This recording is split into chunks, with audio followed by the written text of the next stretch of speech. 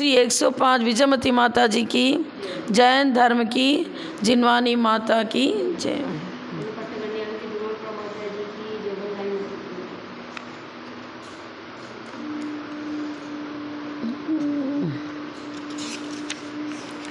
कीर्त्या महत्या भुवि वर्धमानं त्वां वर्धमानं स्तुतिगोचरत्वं निनीशवस्मो वयमद्य वीरं विशीर्णदोषाशय पाशबन्धम्।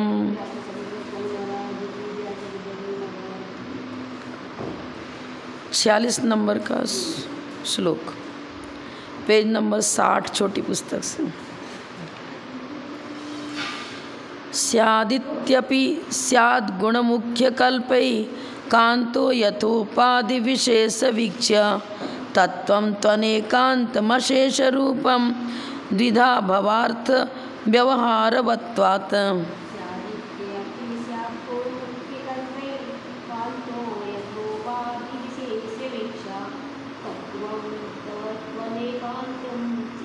मशेषरूपं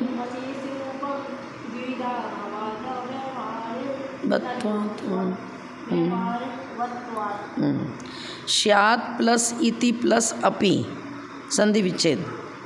स्यात् शब्द निपातन से सिद्ध है, जो कथनचित अर्थात अपेक्षा अर्थ को सूचित करता है। अब स्यात् शब्द जो है ना, उसमें भी गुण से लेंगे गौणता। गौण और मुख्य की कल्पना की गई है। गौण और मुख्य इन दो स्वभावों के द्वारा कल्पित स्यात् शब्द है। कल्पित माने विचाराधीन, दो विचारों को लिए हुए हैं, दो पॉइंट को अपने अंदर गर्भित करता है। कौन? स्यात् शब्द। स्यात् शब्द में कथनचित क्यों लगाया? हम गुण तो अनेक हैं, प्रत्येक पदार्थ अनेक गुणात्मक माने अनेक गुणों का पुंज है, वस्तु अनेक धर्मात्मक है। लेकिन जब नयों के द्वारा उनका प्रतिपादन करते हैं तब एक को मुख्य बनाते हैं और दूसरे को गौण कर देते हैं। तो मुख्य और गौण उन दोनों कल्प माने भेद, गौणता और मुख्यता इन दोनों के द्वारा कल्पित किए गए ऐसे एकांत को लिए हुए हैं। अनेकांत एकांत को लिए हुए हैं, मतलब अनेकांत तो हो गया वस्तु का स्वरूप, वस्तु अनेक धर्मात्मक है। अनेकांत, अनेक अंत माने धर्म, अनेक धर्मों का समूह वस्तु है।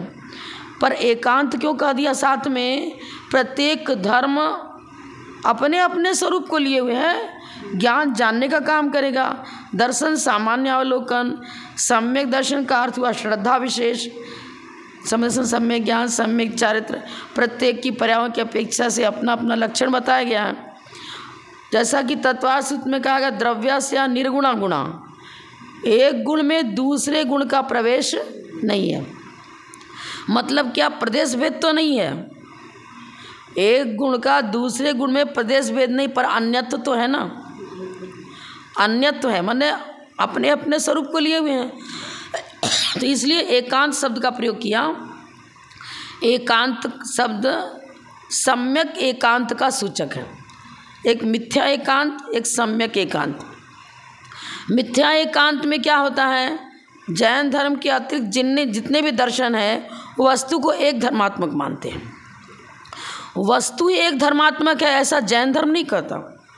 वस्तु तो अनेक धर्मात्मक है, पर अनेक धर्म मतलब प्रत्येक अलग अलग धर्म हो गया, अन्यत्व है उनमें, अपने अपने स्वरूप को लिए हुए हैं, पर द्रव्य के साथ उनका प्रदेश भेद नहीं है, ऐसा जैन धर्म मानता है। लेकिन अन्य वाले ऐसा नहीं मानते हैं, वो तो सर्वथा एकांत कर रहे हैं। हम एकांत को सम्यक एकांत इसलिए कहते हैं कि सापेक्ष है, द्रव्य के अंदर ही वो सारे धर्म मौजूद हैं, प्रदेश भेद के बिना मौजूद हैं, लेकिन अर्थ क्रिया सबकी अपनी अपनी होगी। ज्ञान जानने का काम करेगा, दर्शन सामान्य अवलोकन का काम करेगा। अब जब उपयोगो जीव लक्षण हम लिखते हैं, फिर उसकी 3 पर्याय बताते हैं, सम्यक ज्ञान, सम्यक चारित्र। सम्यक दर्शन की पर्याय बताएगी छोपसम समदर्शन, छायक समदर्शन, उपसम समदर्शन। तो सब अपने अपने स्वरूप को लिए हुए हैं ना। उपसम समदर्शन की परिभाषा अलग बनेगी, सम्यक समदर्शन की परिभाषा अलग बनेगी, छायक समदर्शन की परिभाषा अलग बनेगी। पर क्या द्रव्य को छोड़कर ये सब है क्या? जीव द्रव्य को छोड़कर थोड़ी है। जीव द्रव्य की चर्चा पूर्वक रत्नत्रय की चर्चा मौजूद है। जीव द्रव्य को छोड़कर थोड़ी बनेगा। ये क्या बता रहे हैं? स्यात् शब्द भी गुण और मुख्य स्वभावों के द्वारा कल्पित किए गए एकांत को लिए हुए होता है।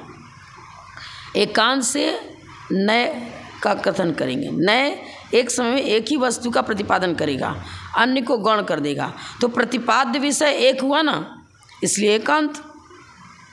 प्रतिपादन एक का ही एक समय में होगा, अन्य को गौण कर देंगे। तो एकांत का मतलब सम्यक एकांत लेंगे। सम्यक एकांत का लक्षण यही है जो तत्वार्थ सूत्र में अर्पिता नर्पित सिद्धे के द्वारा बताया गया। एक समय में एक ही को अर्पित करेंगे, सभी को एक साथ अर्पित नहीं कर सकते, प्रतिपाद्य नहीं बना सकते, और लक्षण भी सबका अलग अलग है।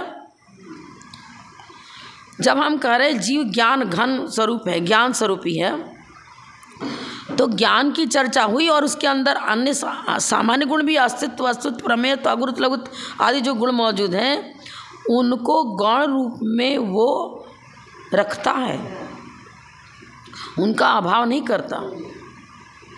इसीलिए तो उसको सम्यक एकांत कहा। गौण रूप में अन्य को गर्भित किए हुए है ना, तो वह सम्यक एकांत। यहाँ जो एकांत को लिए हुए कह रहे हैं वो अन्य मत वाला एकांत नहीं लिख रहे हैं। एकांत माने एक धर्मात्मक।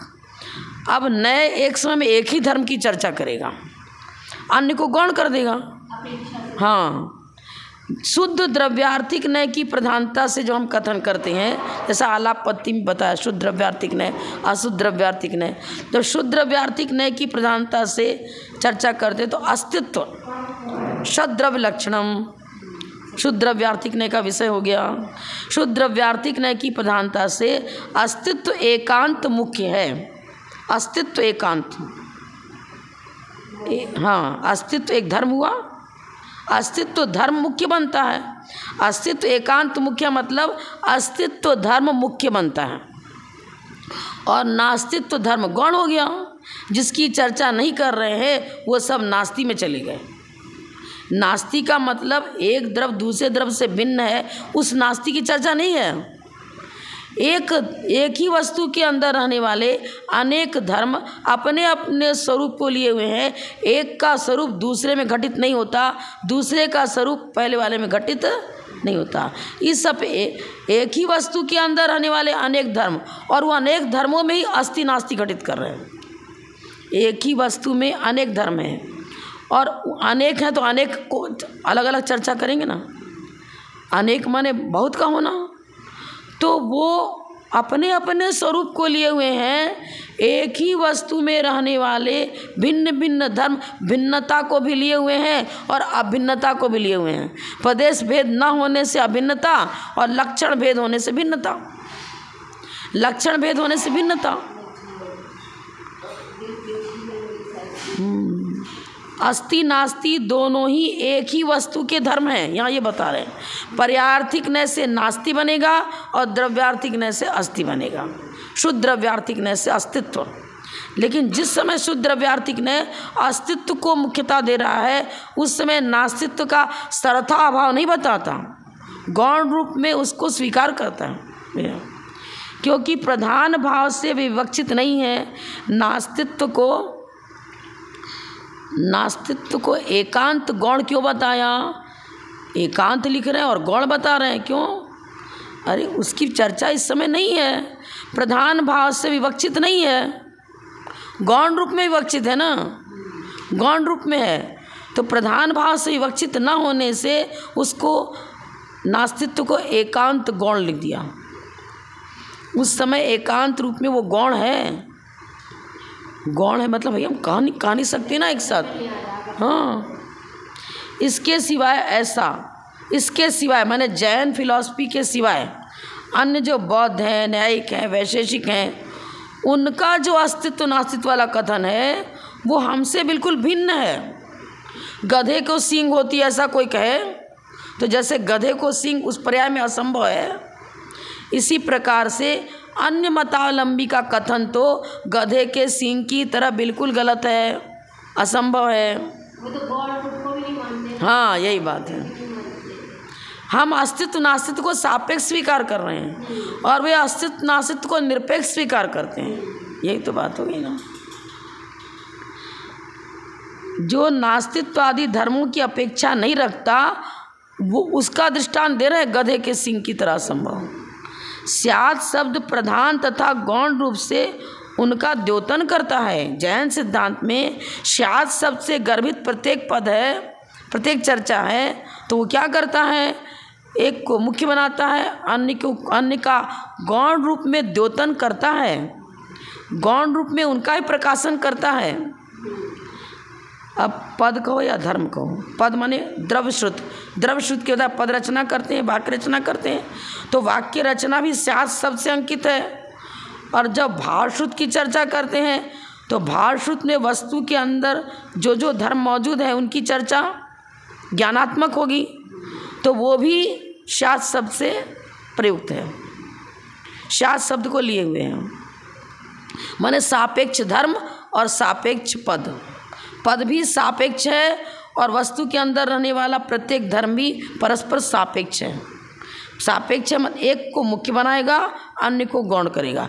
जिस समय हमने कहा गणनीहारिका विजयमती माता जी का न्याय का अध्ययन अच्छा था, न्याय ग्रंथों का, तो क्या अन्य का ज्ञान नहीं था क्या? क्या प्रथमानुयोग कर्णानुयोग चरणानुयोग का ज्ञान नहीं था क्या? है ना। लेकिन विशेषता, अब जिस विशेषण से विशेष की चर्चा करी जा रही है उस विशेषण की मुख्यता रहेगी। जिस विशेषण से विशेष की चर्चा, विशेष हो गई गणनीहारिका विजयमती माता जी, और विशेषण हमने उनको बनाया कि न्याय ग्रंथों का उन्हें अच्छा ज्ञान था, ये विशेषण हो गया।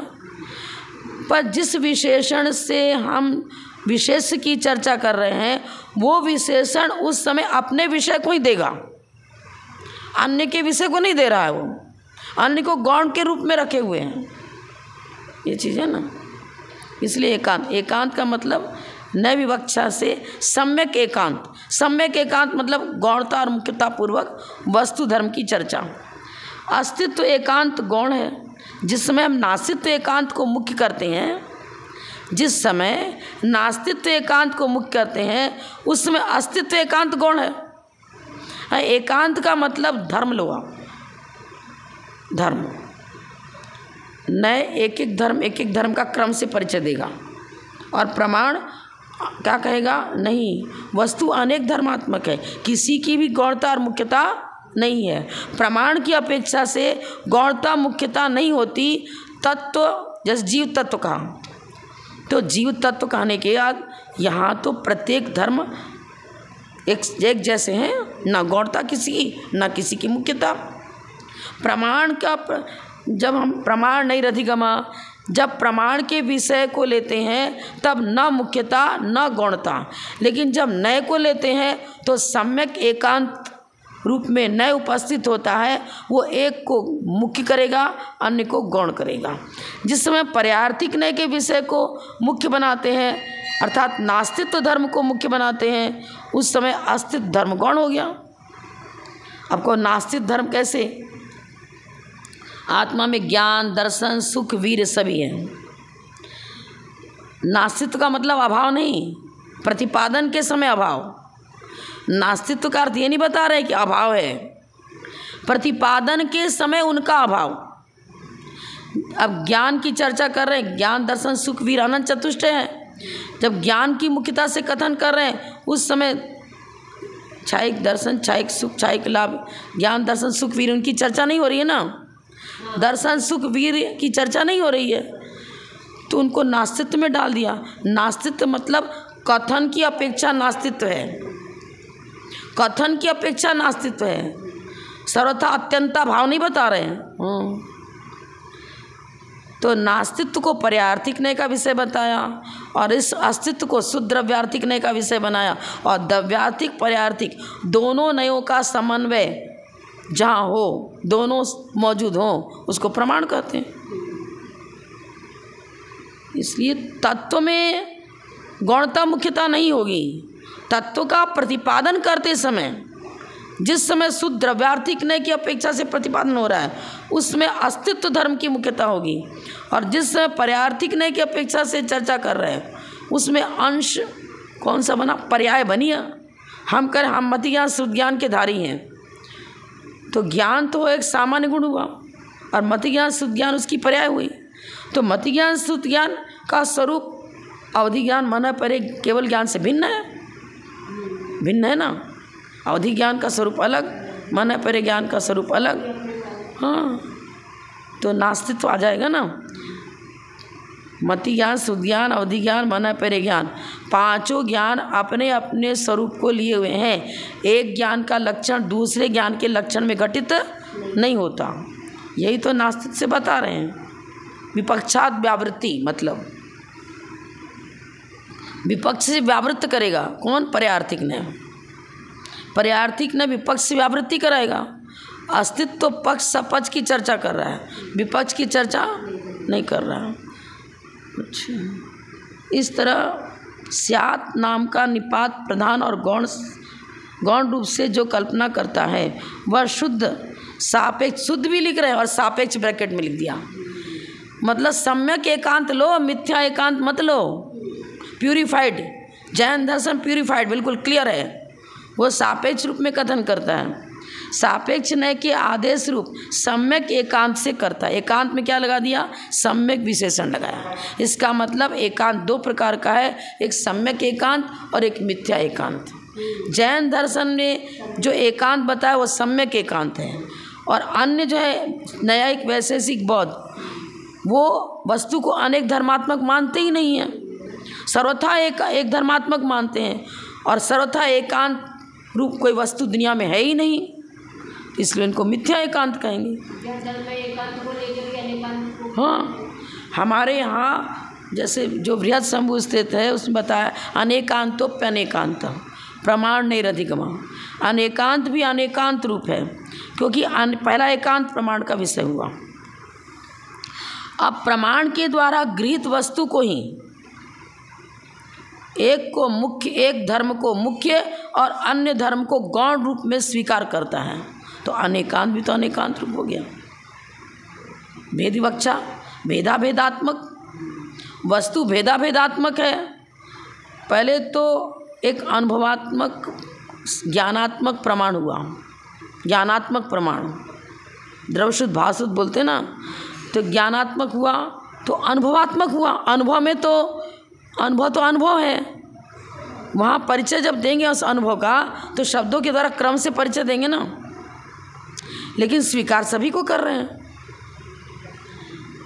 अनेकांतोप्यनेकांत मतलब अनेकांत है, वह अनेकांत भी अनेकांत रूप है, एकांत रूप नहीं है। एकांत तो उसे नय की अपेक्षा से कहा है, प्रमाण की अपेक्षा से नहीं कहा है।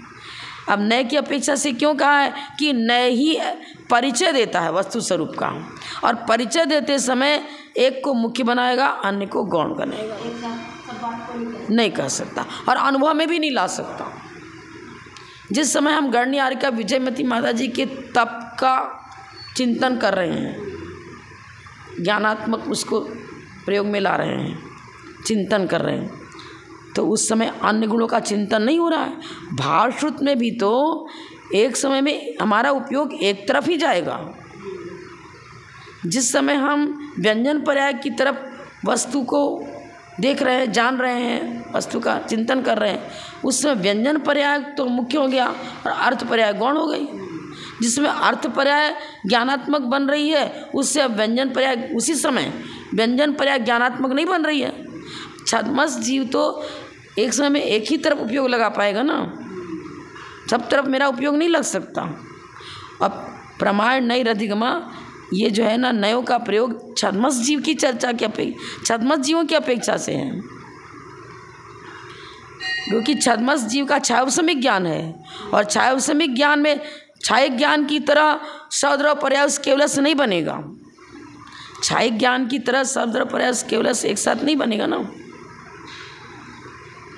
ये लिख रहे हैं सेकंड शंका, यहाँ से देखो, यहाँ पर किसी को यह शंका नहीं करनी चाहिए कि जीवादि तत्व भी तब प्रमाण गौण रूप एकांत को प्राप्त हो जाता है।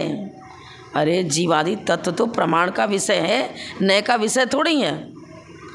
जो प्रमाण का विषय होता है वहाँ न गौणता होती है न मुख्यता होती है। तत्व तो अनेकांत है। क्या लिख रहे हैं?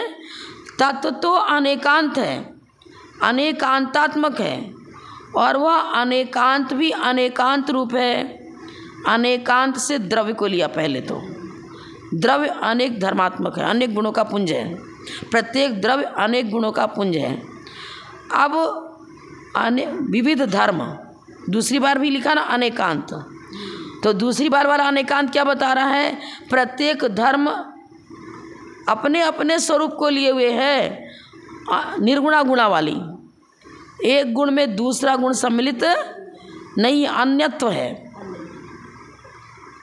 अनेकांत का मतलब प्रत्येक धर्म एक दूसरे से भिन्नता को लिए हुए है, अर्थात स्वरूप भेद उनमें पाया जाता है। पहला जो अनेकांत शब्द है वो द्रव्य का सूचक हुआ। द्रव्य कैसा है? अनेक धर्मों का पुंज है। वस्तु अनेक धर्मात्मक है। अब वस्तु अनेक धर्मात्मक है, लेकिन अब अनेक शब्द लगा दिया ना, अनेक धर्म है, तो प्रत्येक धर्म अपने अपने स्वरूप को लिए हुए हैं। तो क्या लिख रहे हैं? अनेकांतो प्यनेकांत। इसमें बहुत गहराई है। वस्तु अनेक धर्मात्मक, ये सामान्य द्रव्यार्थिक नय का विषय हुआ। अब पर्यार्थिक नय क्या कहेगा?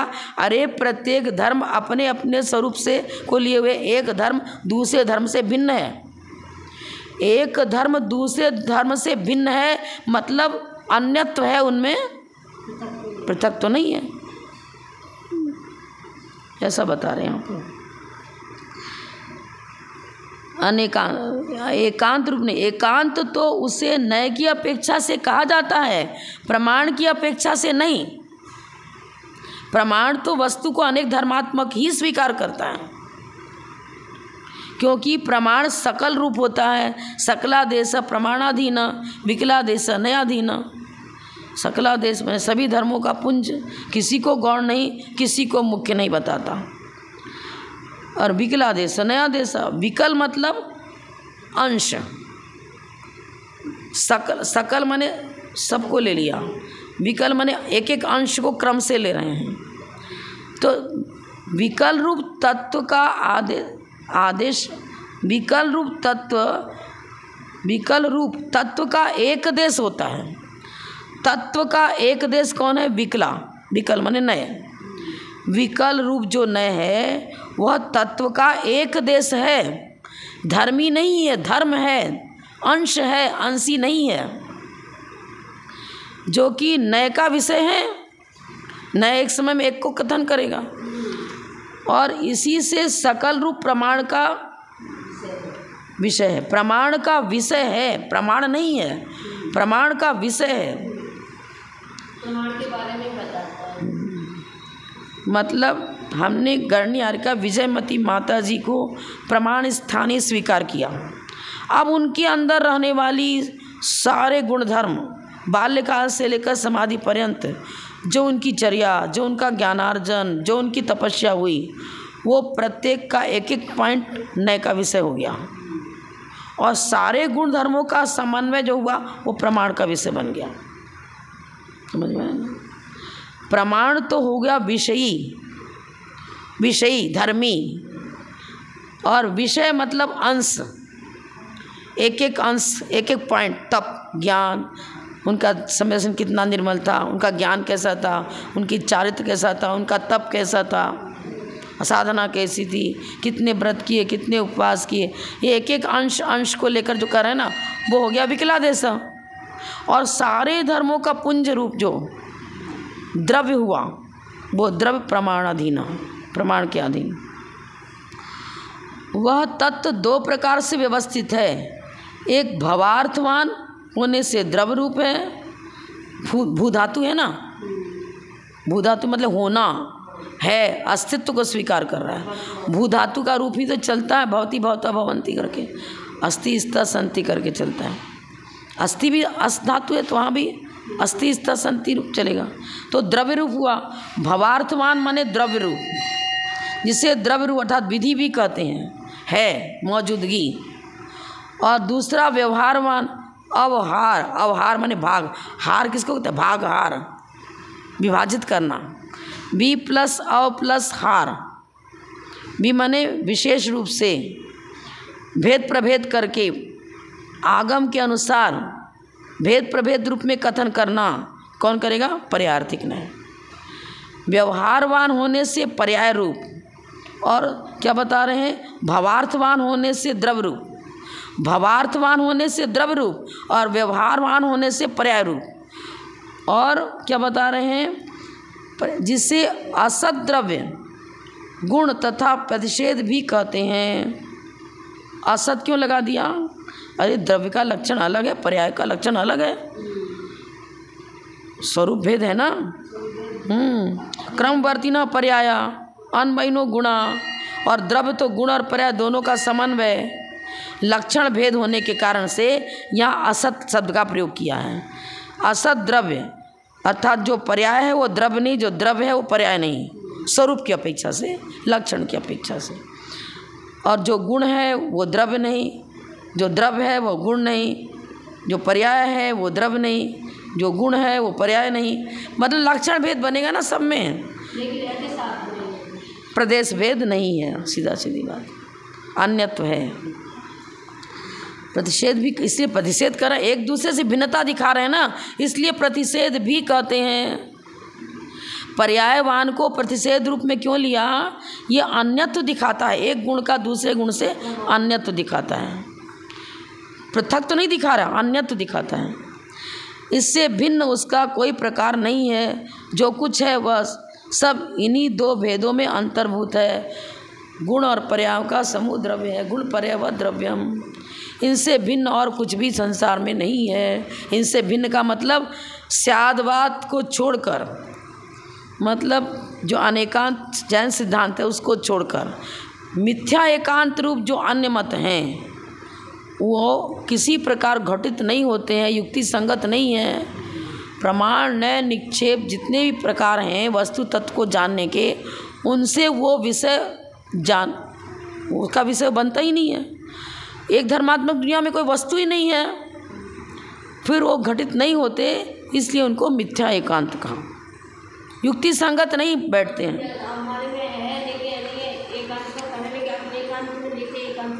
हाँ, मिथ्या एकांत मतलब जो वस्तु को सर्वथा एक धर्मात्मक मानता है।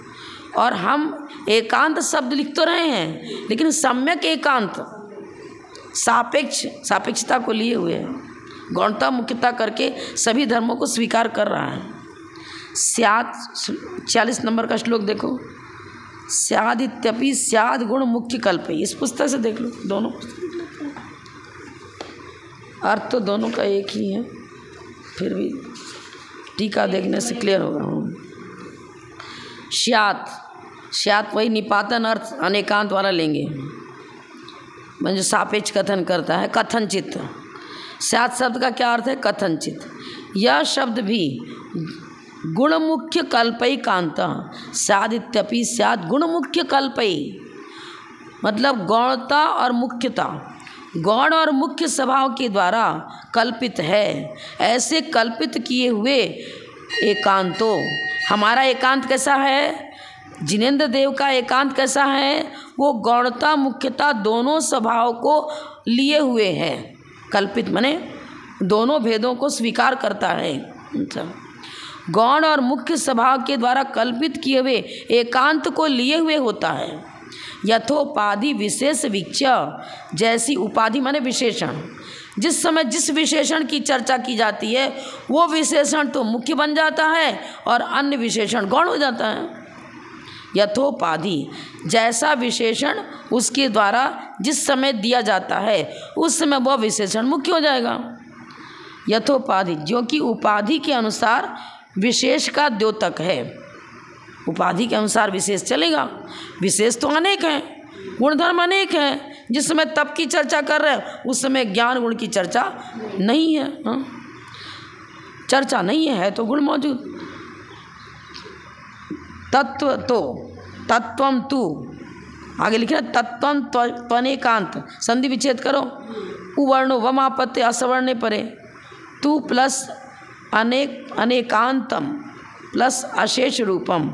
अशेष, अशेष माने संपूर्ण, कुछ भी शेष नहीं बचा, मतलब अंशी की चर्चा है।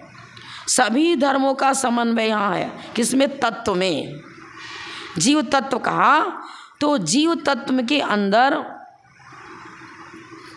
जीव के द्वारा होने वाला जो परिणमन, तत्व के, जीव द्रव्य और जीव तत्व में अंतर है।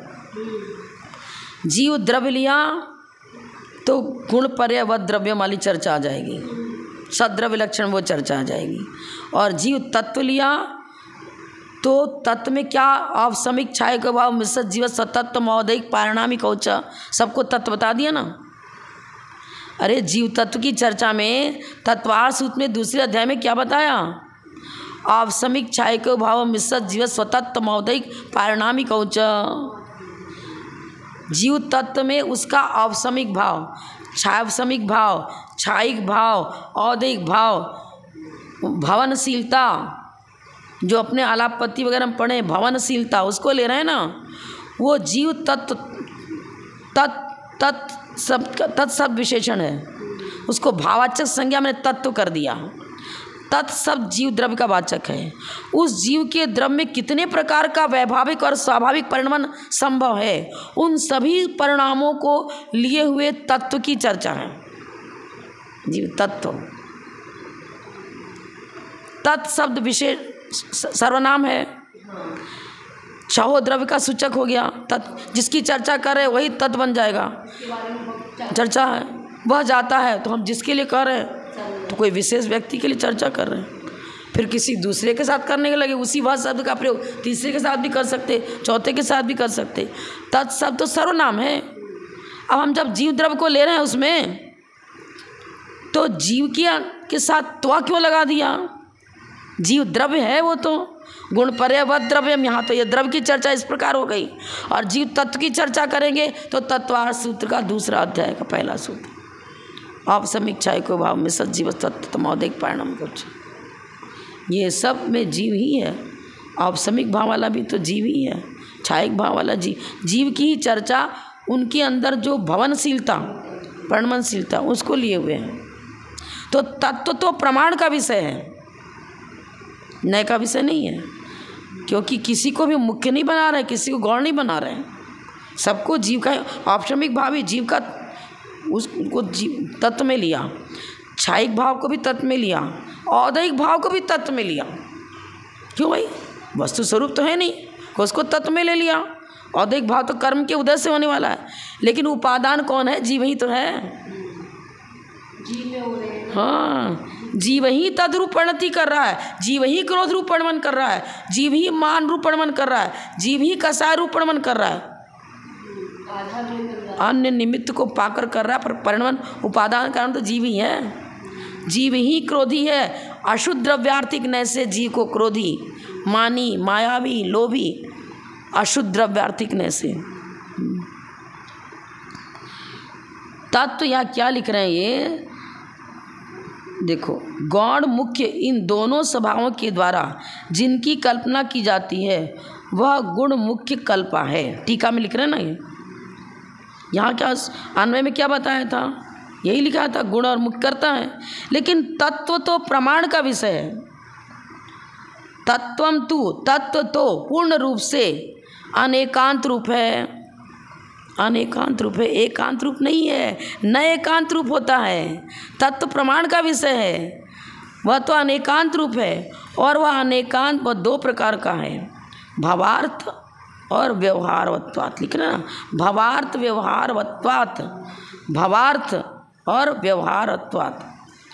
भावार्थ में क्या लेंगे? अस्तित्व को, मौजूदगी दिखाएंगे। अस्ति नास्ति दो धर्म है ना, अस्ति धर्म को दिखाने वाला कौन हो गया? भावार्थ।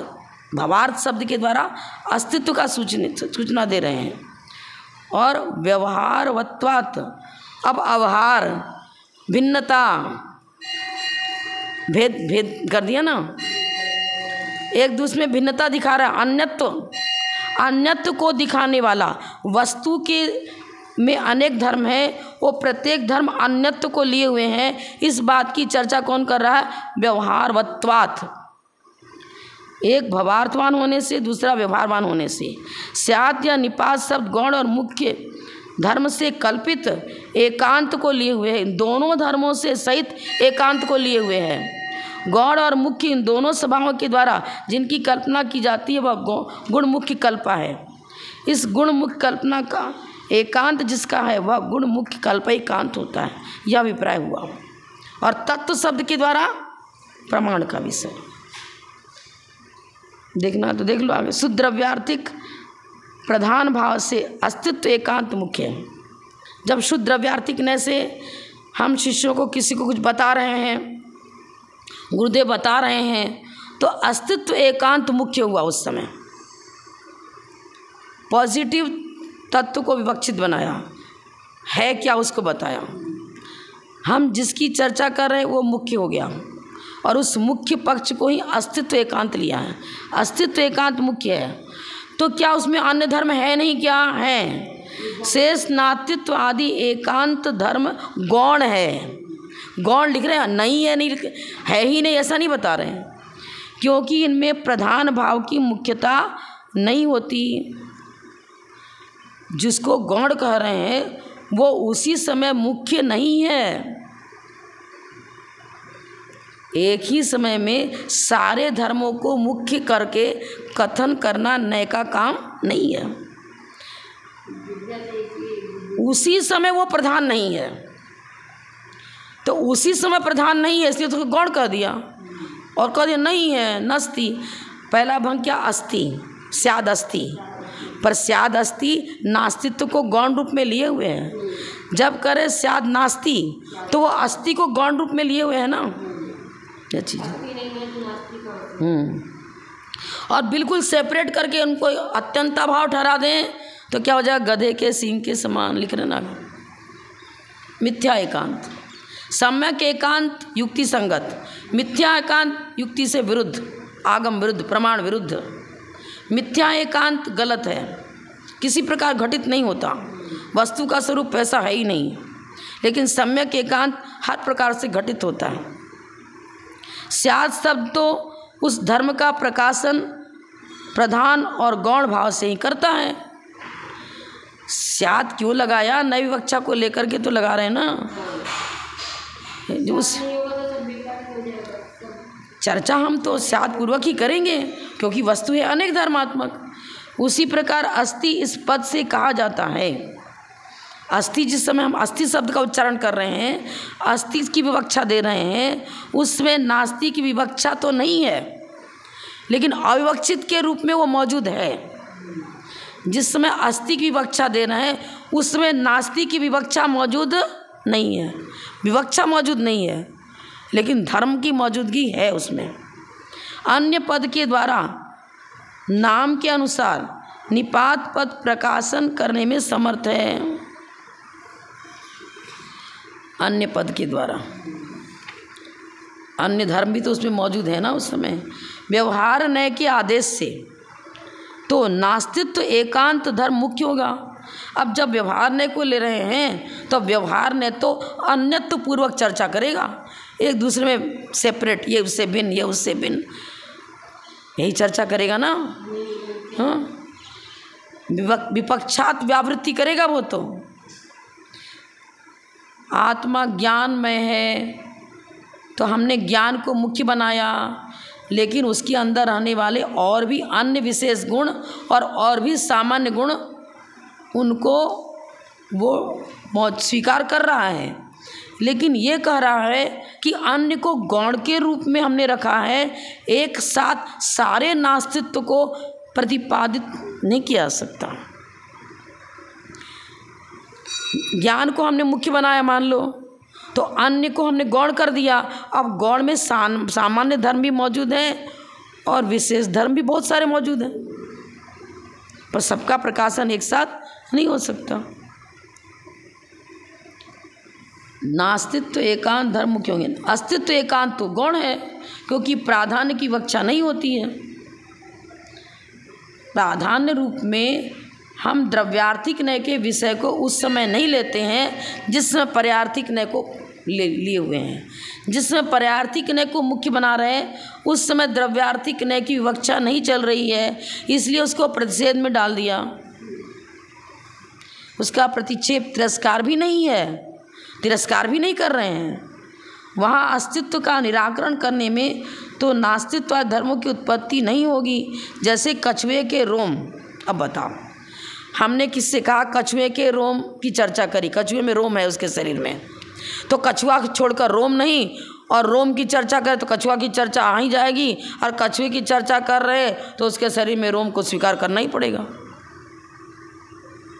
जीव द्रव्य के बिना मनुष्य, तिर्यंच, देव, नारकी की चर्चा हो ही नहीं सकती। जब मनुष्य की चर्चा कर रहे हैं तो किसी न किसी जीव की तो चर्चा है भाई। गुण और गुणी, गुण और पर्याय, कछुआ एक जीव द्रव्य की पर्याय हो गई, और उसके शरीर में रहने वाले रोम भेद प्रभेद रूप में कथन है ना। कछुए के रोम भेद रूप कथन हो गया। इसी अन्यत्व को तो नास्तित्व में लेते हैं ना। नास्तित्व आदि धर्मों के द्वारा अपेक्षित वस्तु का अस्तित्व स्यात् शब्द से दिखाया जाता है। इस तरह प्रधान और गौण भाव से ही स्यात् या निपात शब्द एकांत रूप शुद्ध नय की मुख्यता से कल्पना करता है, अन्यथा नहीं। ऐसा क्यों? शुद्ध नय मतलब सापेक्ष नय ले रहे हैं हम तो जैन धर्म में। शुद्ध नय का मतलब निरपेक्ष नय नहीं। शुद्ध द्रव्यार्थिक नय क्या करेगा? उसकी दृष्टि उस समय उस शुद्ध जीव के स्वरूप पर है, उसकी जो वैभाविक परिणति है उसको गौण कर रहा है। ये चीज़ है। अगर शुद्ध द्रव्यार्थिक नय को हम कभी स्वीकार न करें तो मोक्ष कोई जीव जा ही नहीं सकता। संसारी जीव भी जिस समय ध्यानस्थ है और शुद्ध आत्मा में ही उसका चिंतन मथन चल रहा है, जैसे अर्जुन को कहा था वो घूमती हुई चिड़िया के बीच में जो रेटिना है उसी पर बाण लगाना है, तो वो अर्जुन क्या बता रहा था द्रोणाचार्य को? द्रोणाचार्य ने पूछा तुमको क्या दिख रहा है? कुछ नहीं दिख रहा, वो बिंदु दिख रही जिस पर हमको वार करना है। उस समय उसी समय इसी तरह ध्यान के समय मुनिराज ध्यान में हैं और उनको ना अपने शरीर का भान हो रहा है ना अपनी पर्यायों का भान हो रहा है। उन्हें तो मात्र वो शुद्ध द्रव्य, जो द्रव्य है जीव, शुद्ध जीव द्रव्य, अनेक धर्मों का पुंज शुद्ध द्रव्य, वही नज़र आ रहा है। तो मात्र वही तो है नहीं, पर उन्होंने दृष्टिकोण वहाँ केंद्रित किया है। अपना दृष्टिकोण जहाँ केंद्रित करेंगे वही तो नज़र आएगा। तो द्रव्यार्थिक नय को हो चाहे पर्यार्थिक नय हो, शुद्ध द्रव्यार्थिक नय हो, अशुद्ध द्रव्यार्थिक नय हो, उपचरित नय हो, अनुपचरित नय हो, व्यवहार नय हो, सब तो आप एक एक की चर्चा एक समय में लेंगे, अन्य को गौण करेंगे। हमारा उपयोग एक ही तरफ केंद्रित हो सकता है, सब में एक साथ केंद्रित अपने उपयोग को हम नहीं कर सकते। ये चीज़ है। उपाधि का अर्थ विशेषण ले रहे हैं, समझ में तो आ गया ना पूरा श्लोक। अब शंका समाधान इसी को इनलार्ज किया है, बाकी श्लोक का अर्थ पूरा हो गया। भवार्थ में द्रव्यार्थिक नय का विषय लेते हैं और व्यवहारत्वात् में पर्यार्थिक नय का विषय लेते हैं। और द्रव्यार्थिक नय और पर्यार्थिक नय दोनों का एकीकरण वो तत्व है। इसलिए तत्व तो अनेकांत में ही है। तत्व से अभेद विवक्षा लेते हैं और उस तत्व के अंदर रहने वाली जो भेद विवक्षा रूप जो चर्चा होगी ना, पर्यार्थिक नय का विषय बन जाएगा। तो औपसमिक छायको भाव विसर्ज जीव सतत्व मौदिक परिणामिक ऊंचा, ये पर्यार्थिक नय की अपेक्षा से सब में तत्व घटित कर रहे हैं। जब ज्ञान की चर्चा कर रहे हैं तो ज्ञान गुण की चर्चा करेंगे, उस समय जीव द्रव्य की चर्चा है। उसके तप की चर्चा कर रहे हैं तो जीव के तप की चर्चा है। भेद विवक्षा को लेकर के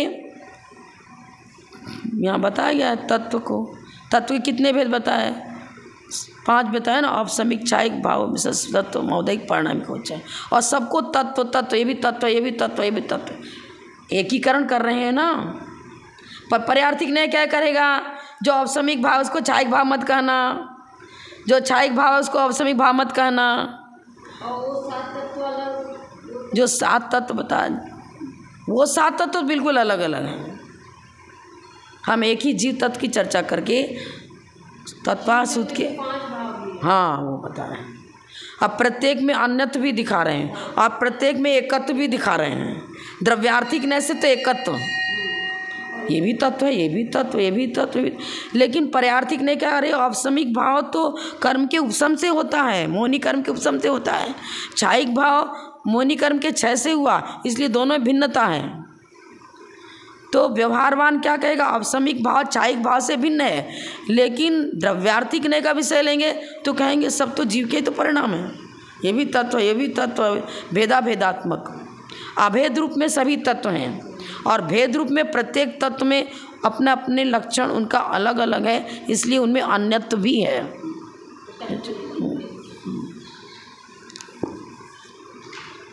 कठिन तो है लेकिन